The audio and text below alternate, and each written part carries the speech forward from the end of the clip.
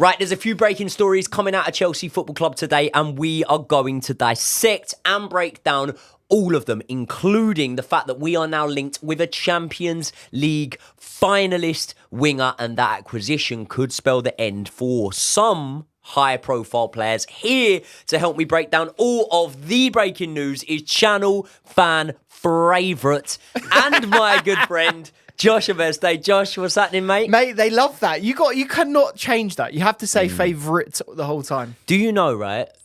29 years it took me to realise that I'm saying favourite wrong. I don't think you are saying it wrong. No. God, it's got him really excited. Oh, yeah. Yeah. I'm ready to talk about this guy because Speaking it's of quite being exciting. excited, Yeah. I am excited. Why are you so excited about him? Karim Adeyemi. Yes. Do you remember that goal he scored against us? I do remember. I was going to talk all about that goal. It was on a breakaway, wasn't it? It was under Potter. Yeah. Was it? What round of the Champions League was it? Can you remember? It was the round of 16. Yeah. It was the first match. We went away to Dortmund. We actually played really well. Yeah. I actually fought and we lost the game 1-0. Yeah. We were unlucky that day. And then the reverse fixture, obviously Raheem Sterling, a man whose future this signing could spell the end for, popped up the goal. We ended up winning the game 2-0, and it was actually our best performance of that season. Now, he is being linked with Chelsea. The main question I've got for you, mate, is do we actually need him? Yes. Okay. The answer to that is, and the reasoning is because I do feel that we need to move on from one of Mudryk or Sterling.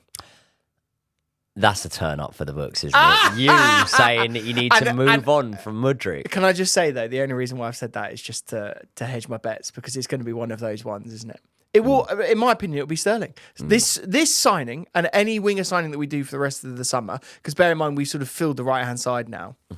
If it's a left-sided player, and Adeyemi is a left-footed left-sided player, if it is one of those players, Sterling will be gone. See, it's simple as that. The problem is this, right? When you talk about Sterling being gone, you make it sound like it's a simple thing of, oh, we don't want him no more, you're gone. Yeah. But it's not, is it? That's what contracts are for. Contracts are just so much for the player as they are for the club. And the player, Raheem Sterling, could go, hold on, I'm based in London. My family are in London. I don't want to go and move abroad, and the options maybe aren't there for me. Now, I've got no doubt that Saudi clubs would be interested in Raheem Sterling, potentially the MLS if an American club came in for him. So I actually think that there's way more complications there than maybe we're anticipating, in terms of it's not just a smooth exit. We get Adeyemi in, for example, and Raheem Sterling moves on. I think that there needs to be some sort of real appeal to Raheem Sterling to maybe go and try a new adventure, to go to a new club. And I just don't think that at the moment the options are there for him. I mean, we speak about potential of a Saudi move for him. I think that the more lucrative move would maybe be to the MLS if you're Raheem Sterling at this point, and we haven't heard of any MLS clubs even being linked with Sterling. No, and I think under Sterling's perspective, you would have to say that he probably sees himself as being like a tier one player for at least a couple more seasons at least. You know, he doesn't see himself as going down the sort of the football pyramid into, you know, let's say a French league or something like that, let alone looking at MLS, who, you know, is very much on the way up, but, you know, is where a lot of English players go from the Premier League. So can I just ask you, mate? Can I just ask you? Sorry to interrupt you, mate, but you say there about where Raheem Sterling sees himself as a player.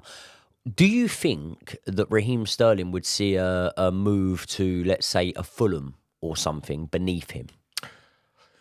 I don't see it beneath him. What I'm saying is about what league he's in. No. I don't think it would. You've answered the question wrong, because you answered whether you would see it as beneath him. Well, he and would. I want to get it on record straight away that I'm not saying or implying that we think that at all. We're not saying we think that a move to Fulham would be beneath him. I'm not saying that at all. What I'm saying is player himself, because ultimately, in this whole deal, the point I'm trying to get across here is the cards lie with Sterling.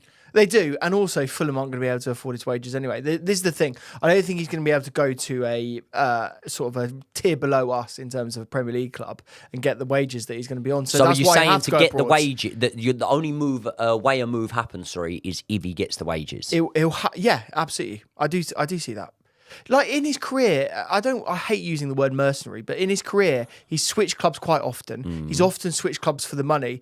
I can't remember exactly what he was on at Man City, but I remember hearing rumours at the time that he was on even more at Chelsea than he was at City. Oh, yeah. Which would make sense. He'd have only been on about 180 grand a week at Man Do you City. reckon? I feel like he would have been even more than that. Chelsea. Yeah, but it would have been a jump. It would have been a jump. Well, I don't know how much of a jump it would be because he came from Liverpool Academy, didn't he, really? I mean, he was QPR, obviously, but he came from Liverpool Academy, so then he would have been on low wages at Liverpool. To be fair, I think that Liverpool probably put up some sort of decent wages when they signed him off QPR. Yeah. So maybe he signed for Liverpool on 40, 50 grand a week or something like that. Yeah. I don't think that Man City have then gone and put him on 250 a week or something like that. But maybe they might have. Maybe big wages, City. They pay big wages. But yeah. And mostly illegally they pay those wages. Yeah, well, we're not going into that. We won't go into that. So, you know, he's moved for the money in the past. This is the thing now, though. When you get to his stage of his career, you've only really got parity or lesser money, really, haven't you? Do you know? It sounds awful. Do you know where I could see Sterling? Come. I could see him at Spurs. Yeah, I could see him going to Spurs.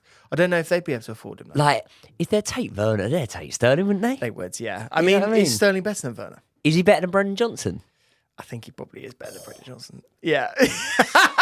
Is he better than Brendan Johnson? I think he is. He's definitely better than Richarlison. So, ultimately, the cards lie with Sterling, in my opinion. That's what I'm trying to say enough. here. But if we actually just speak about Karim Adeyemi... Yeah.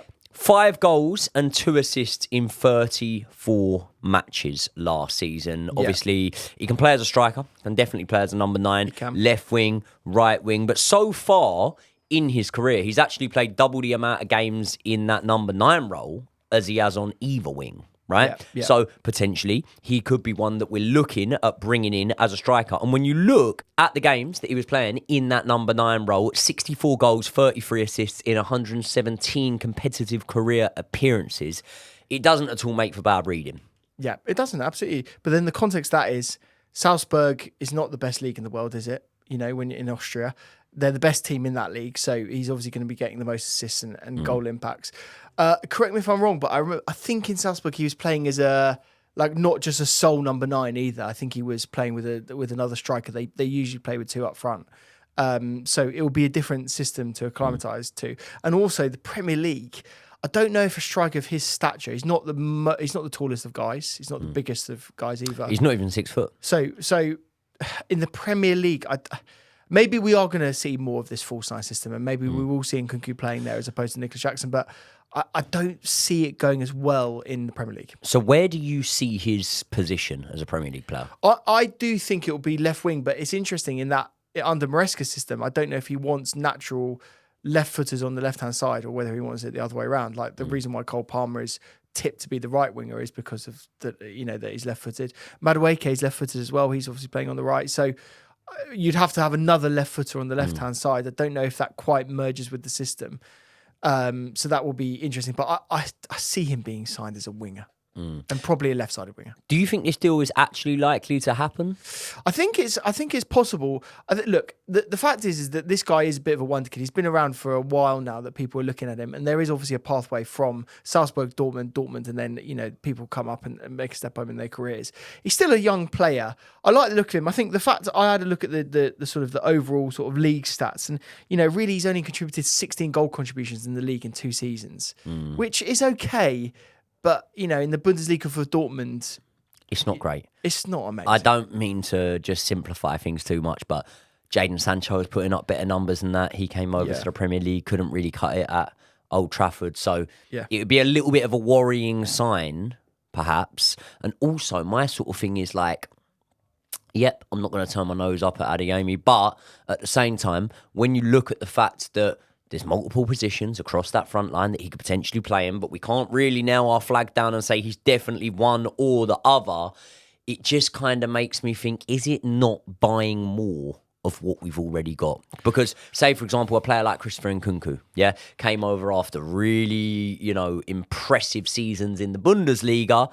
Similar mould in terms of he can play across that front line. We don't quite know whether he's a number 9, whether he's a left winger, whether he's a right winger, whether he's an attacking midfielder. And at the moment, we're a season in, and of course, the injuries did not help that at all, but we're still scrambling to find that out. And I think that in terms of coming in and hitting the ground running, I just think that if you do come in with a nailed-down position, then the transition period is always going to be easier, isn't it?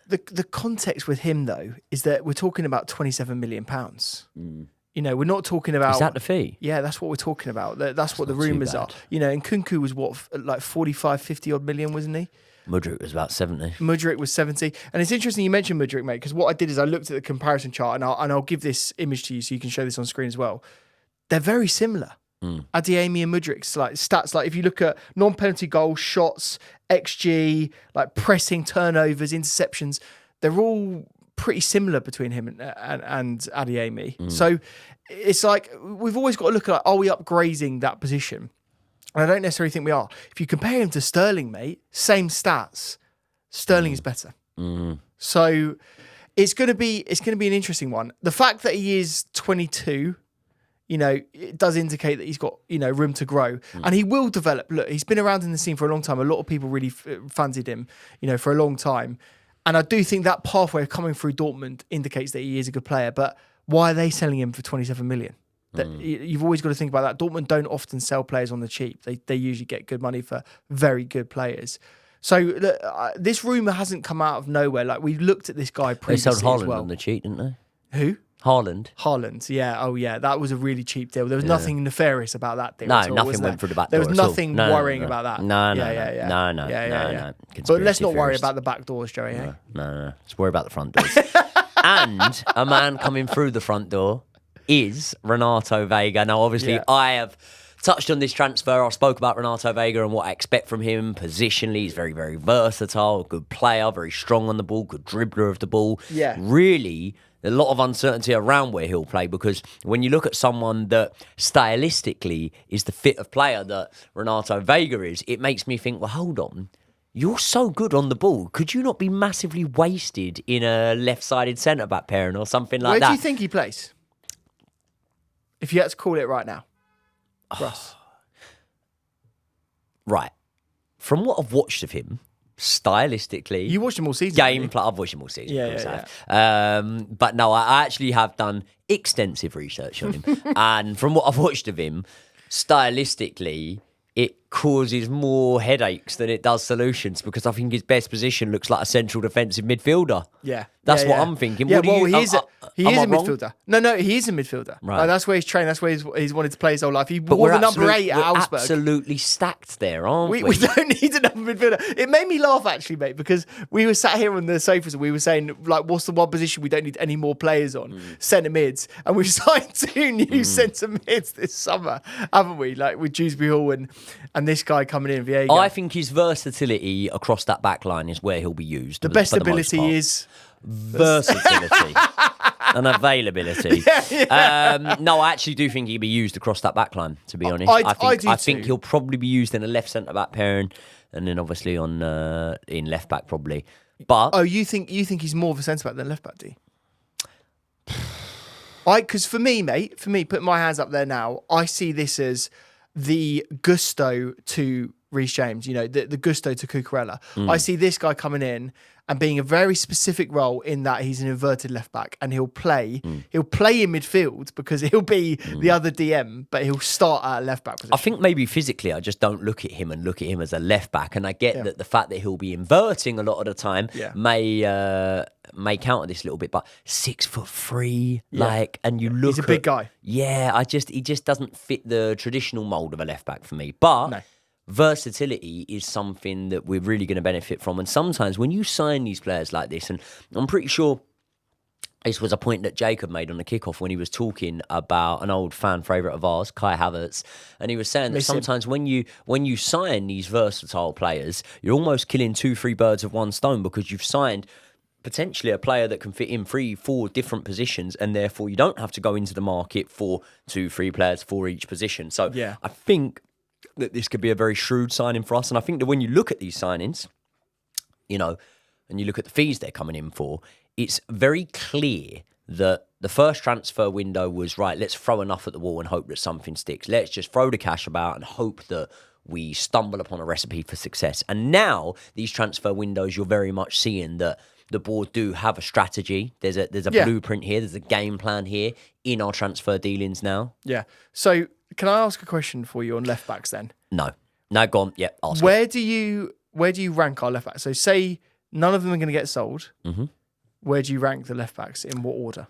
Well, it would be very easy for me to sit and go, oh, this Veiga, he's young, he's good, he's strong. I've watched some really good YouTube highlights. I'm sure I could watch some brilliant YouTube highlights of Ben Chilwell. I'm sure I could watch some brilliant YouTube highlights of Cucurella. Probably wouldn't need to. Probably just stick on the Euros because he's in the semi-finals, isn't he? So either way. But what I would say is, for me, at the minute, without going over the top on a new signing, it would obviously have to be Cucurella top, Ben Chilwell second, and then Veiga as an option. And I don't even know if I'd put him as the third, because I'd probably put Malo Gusto there. Okay. I mean, look, Malo Gusto is probably going to play matches this season at left back. I don't think that's a stretch to say that at all. I don't think that is, because no doubt that he'll be at right back a lot of the time, because Reece James is probably going to have some sort of injuries this season.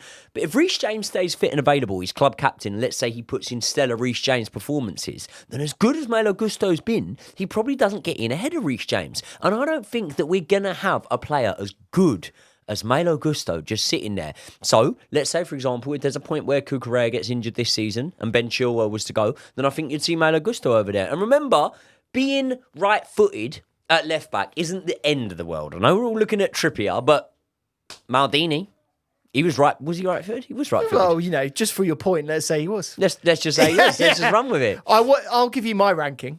I think it'll be Cucurella 1. Mm-hmm. I think it'll be this guy tied with Colwell.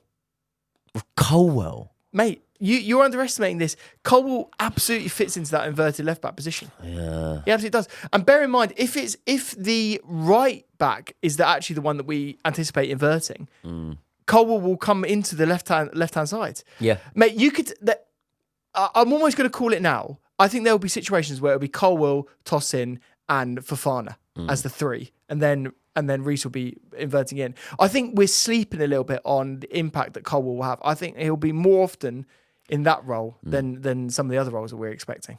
Well, you didn't name Ben Chilwell there. I didn't. Chilwell was my fourth. Okay. And that's interesting, isn't it? Because does this move spell the end of Chilwell? Well, we are now hearing that Man United are in for Ben Chilwell. Yeah. Now, if I'm a Man United fan, right, I think this is going to be a real head scratcher for me. And I'll tell you why. Because I obviously rate Ben Chilwell. I think that a fit and firing Ben Chilwell is a terrific player, as Harry Redknapp would say, terrific little player. Terrific. And I think that he'd be an asset to any team. However, the elephant in the room and the main question mark here is a fit and firing version of Ben Chilwell a thing of the past now? Are the recurrent injury problems taking their toll on him, and we won't then see the same version of Ben Chilwell? I've got a stat for you on that. Yeah. For Chelsea, in the last 4 years, he's played 46% of the games. That isn't starting, that's played. Yeah. That's awful. That is awful. And that's not tactical. That's pure injuries. And Man United's main reason for needing a left-back in this summer would be because their mainstay left-back, Luke Shaw, obviously missed a lot of the season hampered with injury. Luke Shaw struggles to stay fit. Does it make any logical sense for them to then bring in a player who also struggles to stay fit, but probably struggles even more than the guy they're trying to find a backup for? What they're hoping for is that they get injured individually, so that one could be on the injury table while the other one is just coming back fit. Then that one gets injured, and then Luke Shaw comes back in. That would be convenient if they could sort of synchronise the. That would be injuries. useful. Yeah, in sync. Yeah. Great band. Bye bye. Yeah. Missed them. Yeah. Is that the favourite song? Bye bye bye. Do you think that there's actually any chance that move happens? I think we're saying bye bye bye to Chilwell. Really? This summer. Yeah, I do think so. Look, we're signing left back options. Like we've just signed the backup left back. We're not going to have 3 left backs. And it was interesting, wasn't it? Maybe I'm reading into this a bit too much, but there was some pre-season footage the other day where all the players were back in, and they're all wearing the training kit, and Chilwell was not wearing the training kit. Really? Yeah, he was God, just you wearing love his the own conspiracy theories today, didn't Just you? come on, let's read So into what was it. he? Just start bollock naked? Yeah, it was just start bollock naked. Yeah, maybe that was why. But then maybe Maresca asked him to do that. And if anything, maybe that's an indication that he's going to be a star pupil. Just humiliating him. Because I always got naked for my teachers when they asked. Very concerning. Don't ask about Joe's childhood, please. Don't do it. Look, I think now with the moves that we're making, I think that Chilwell will be the one that is on the chopping block. Let's be honest, we keep hearing rumours that it's Cucurella or Chilwell. If we get a bid for either of them, we're going to be interested in selling them. I just don't see a world in which Cucurella is the one that goes. I do not see a world in which we would even entertain it. Like I said this in a video the other day, right? The ownership have lucked out on Cucurella. They did, like, regardless of me now being a self-proclaimed Cucurella fanboy, they did spend too much money on Cucurella. His stint at Brighton did not warrant the ownership to spend that amount of money on him, right? Then he came in, and let's be honest, he was diabolical. He was. For the first season, he was bad. This isn't one of those things where, like, actually a player was quite good, but we were anticipating him to do another role, and therefore we didn't see the quality. No. There was no quality in that first season. Cucurella had a very bad first season for Chelsea Football Club. In the second season, something happened. He settled in. He really, really came to the forefront, and he started putting in stellar performances. And now he is one of our most important players. So the ownership should be sitting back and going... They should be smoking a cigar, to be honest with you, just enjoying themselves at this rate. Ancelotti style. They should be. They should be, because they've lucked out a little bit on this one. So the last thing you want to do is then go, oh, he's up for sale. Yeah. You know what I mean? And also, look, this is by no means a disservice on Chilwell. I actually really rate Chilwell, and I want him to be fit. And I want him actually to play for Chelsea again. And we talked about it, didn't we? There was that the Middlesbrough game where he came on and he ran it. He was electric. He looked brilliant. He looked really, really good. And we've seen that time in, time out. He's had great moments for us. And I will be really sad to see him go, because I think that's sort of like it's almost like the last one at the end of the era of those Galactico players that we had, in that Champions League final win, and that sort of that previous period of Chelsea. But I do think now you look at the wages that he's on, you look at his performances, and more important than any of those things, how does he fit tactically into the system? He just doesn't fit into what Maresca wants to do. Like, we aren't going to see the left back bombing on. I think actually more than ever, it's very clear that it will be the left backs inverting.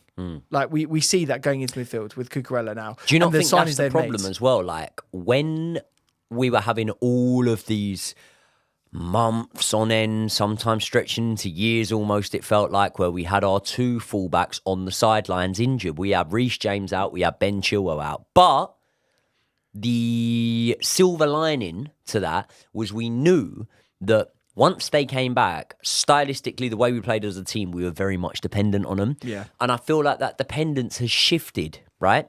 And people are saying I'm being biased here, but with Reece James, I do still feel like it hasn't shifted so far that he can't really contribute to the best of his ability in this system that we're now playing. He could play any of those roles. 100%. 100%. Yeah. However, the reliance upon Ben Chilwell is nowhere near as strong as it once was. No. So now we're looking at it and we're going, let's say, for example, if he comes in and he's fit and available for every game next season, then yeah, fair enough. Of course we'd want to persevere with Ben Chilwell. Doesn't get in the team. I feel like the patience has run thin when you don't then class him as the first choice. Yeah. When he's not classed as the first choice centre-back for me, and I'm guessing for yourself, it's then very hard to have that patience when he is injured and he's on the sidelines. Yeah, absolutely. So I just don't know whether he fits in anymore, and it's such a shame because he is going to leave with a lasting legacy. And let's be honest, mate, I don't think he goes to Man United and he ends up being a flop. I think if he goes there, it'll be quite successful. The question, going back to what you were saying earlier on about the injuries with them, is does he get in the team over Luke Shaw? Mate, I've just realised he's going Man United, isn't he? He's Mount's best mate. Exactly. He does love Mason. They're literally best mates, though. They're actually best mates. And do you remember, like, that's one thing that Chile done that pissed me off, Do you remember when they were? Was it the Grand Prix? It was the Grand Prix straight after the signing. Yeah. Yeah. Straight after the transfer had been confirmed. It was weird. Chile was a bit almost a bit gassed up for him, a bit happy for him. And I get that behind closed doors, but also remember, you got a fan base that pay money and sing your name every week. Don't be glazing over Mason Mount joining Man United. You know what I mean? No. But listen. He's won a Champions League for us. I'm not speaking badly against Chilwell. That was one thing where I was a little bit don't think it's not proper Chelsea. And look, the time comes for every player at Chelsea, right? And more so now than ever. The Chelsea is being run as a business, and eventually we have to cash in. I don't know how much longer Chilwell has on his contract. I think it's a couple of years, but that would mean that this is the time now where you've got to consider selling him. So. Mate, everything in all as an encapsulating thing, it all makes sense. Like he is going to move on. Would we get money for him? How much do you think? How much would you sell him for? What's the minimum amount you'd sell him for? How much is he worth in the current market? See, I think when you ask me these things, I'm actually quite, I was about to use the word level-headed on it, but I think I'm quite pessimistic. I often go quite low because, I underestimate it a little bit because we've spoke before about like the sort of money we could get for Raheem Sterling, stuff like that, and you felt like I've maybe lowballed a little bit with that. But the fee that jumps out straight away to me for Ben Chilwell, 27 years old, is he? Yep, something like that. I think somewhere between 15 and 20 million. I was going to go 30. Really? Yeah, I think he's worth that. You don't. England international, played at the top level for a long time, is quality, does get injured. Am I selling him? This is why we pay you the good bucks, mate. No, look, I think he's worth 30 million. Come on. You could sell sand to the Arabs. Yeah. He's worth it. He's worth it. Yeah, but I think me and you both know that he's not worth it. He's not going to go for 20 million. No way. Okay. There's not a world in which he goes for 30 million. Just based on the amount of money he earns. 30 million. Right. So you're saying that you think a fit and available Ben Chilwell is worth 60 million? Well, yeah, he should do. He's an England international. Arguably the best left back that England has. Do you think he's probably one of the most expensive left backs in history? Well, yeah, he should be. He's got that ability.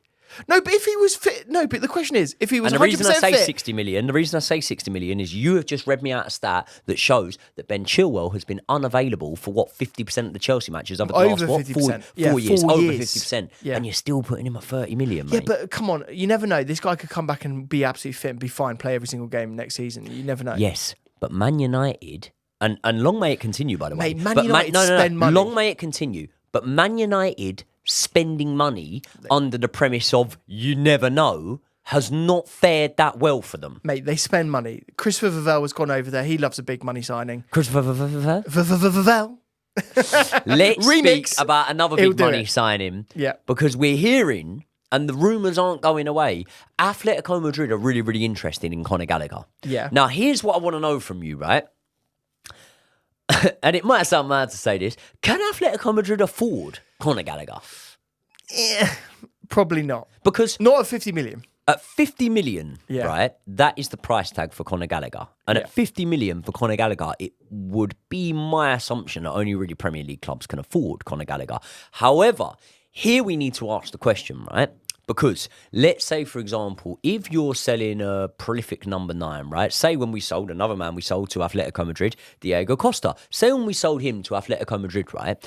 I would have took less money off Atletico Madrid for Diego Costa than I obviously would have took off Man City or Man United or someone like that, right? I'd have probably took half the money because then you get him out of our league. And then despite the Champions League being a possibility, he can't really come back to bite us in the arse, right? Yeah. Do you think that Conor Gallagher's importance as to what he could do for a team is that high that we should potentially go, right, okay, the price tag's 50 million for you lot in England, yeah? Yeah. But if you want to go to Spain, 35, 40 mil. There's two sides to this. One, what clubs are actually in for him that Conor would want to go to? Because he doesn't want to go to Spurs. I can't imagine a world in which he actually takes that transfer. And are there any other clubs that you've heard rumours of in the Premier League other than Spurs where he actually is realistically going to go? Villa. Okay, yeah, well, Villa. Yeah, so for me, the two clubs that he realistically could go to, and I don't know if he even would really want to, is Villa and Atletico. The other side of it that we have to talk about is that we want a striker from Atletico, don't we? We've put in a few bids for him. I'll let you say his name. Joao Felix? Yeah! Oh! I'm so glad you mentioned that. Stumped you there. Shall we talk very briefly about Joao Felix? Would you have him back? On the left-hand side? He's not a free agent, but they're open to selling him. There's a bear shit in the woods. Yes, I would have him back. Apparently he's going to Benfica. Apparently Benfica are now putting 30 million euros down on the table for him. What is his wages? He was, now listen to this, when he signed for Barcelona, he was on 300 grand a year. Hold on, a year? A year? I thought you were about to say a week. I was going to say that's mad. He was on 300 grand a year. So what's that per week? So what they did, it was like 28 grand a week or so. No, it was way less than that. Way less than that.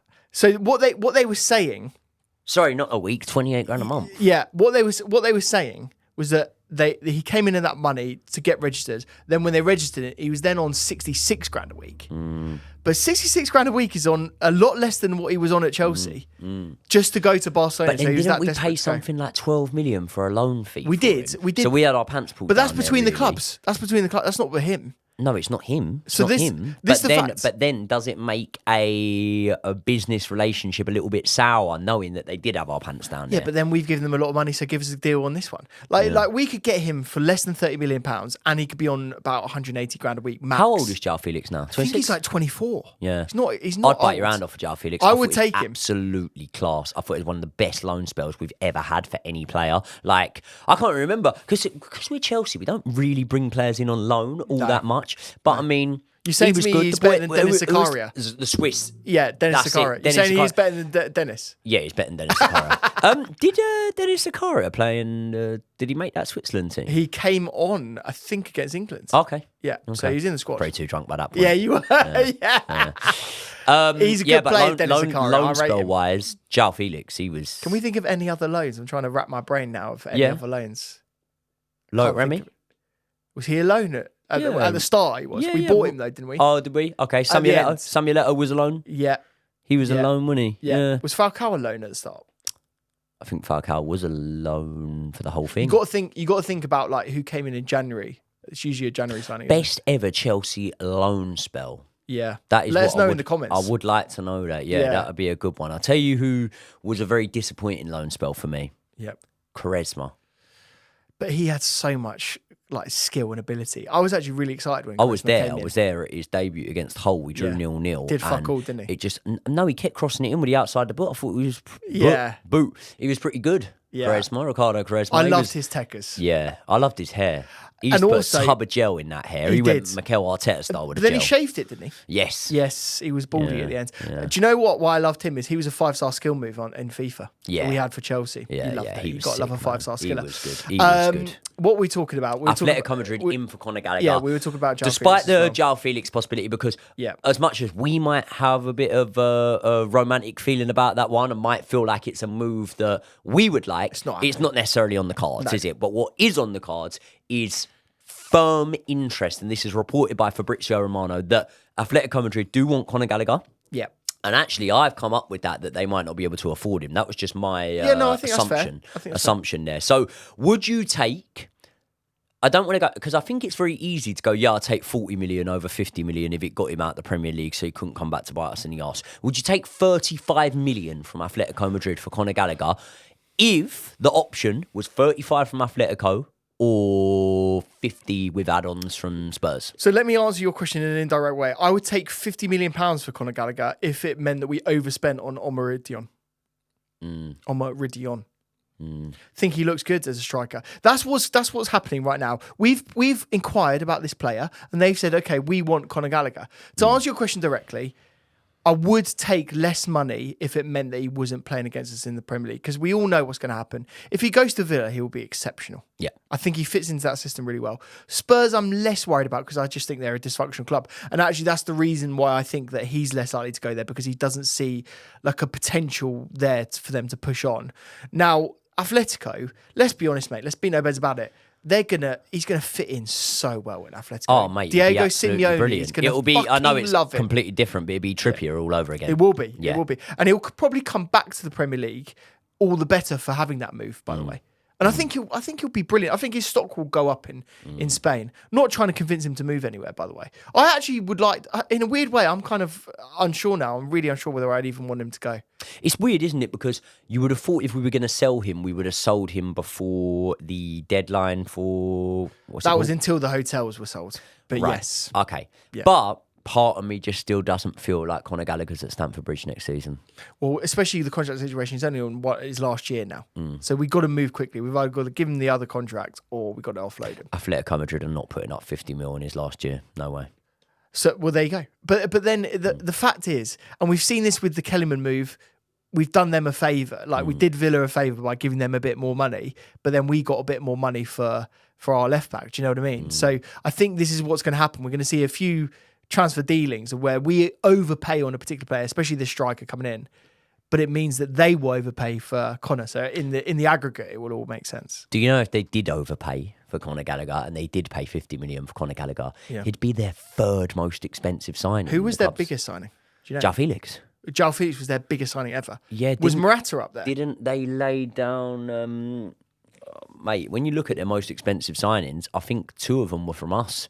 Morata from us and Diego Costa from us. Yeah, they Joao Felix they spent a lot of money on, and also maybe Nicolas Pepe. Did he play for Atletico? Yeah, they might have spent a fair bit of money on him. But either way, who knows? People, let us know your thoughts in the comment section below. What transfer rumour intrigues you guys the most? Should we go in full throttle for Adeyemi at 27 million euros, or do you think, like I suggested, it could be more of what we've got? Do me a massive favour, make sure you are subscribed to Josh's channel. It is linked in the description to this video. Subscribe to this channel, like the video right now if you haven't already, and I will see you all in the next one.